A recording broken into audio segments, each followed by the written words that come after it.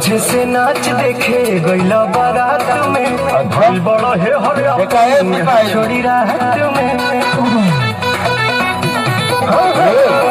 साझे से नाच देखे गईला बारात में भल बड़ा है हर अपन में हर छोड़ी राहत में। ओनिए कदेला भोरा हरिया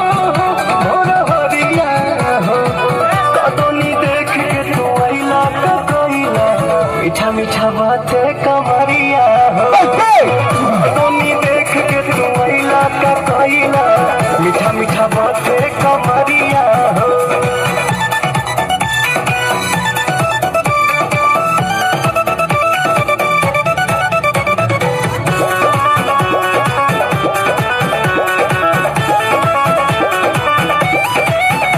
अरे काजल जी बता दो, काजल जी आप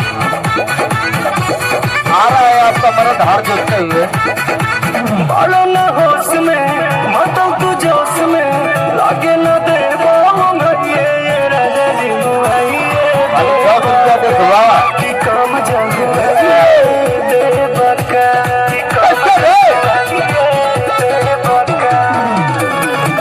बालो न होश में मतों तू जोश में लागे न दे ये राजा जी। तालियां तालियां तालियां बजा के हमारे भाई की अदोक भैया जाती हार लगा है, बकरी का हार जोड़ते हैं क्या?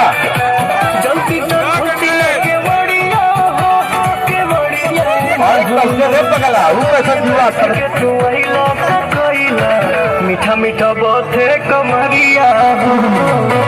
दोनी देख के तू आइला अबे बकरी का हार जोड़ता है क्या? तो मीठा बातें कमरिया हो कमरिया हो बकरी से हार जोड़ता है भैया। एक गाँव के जवान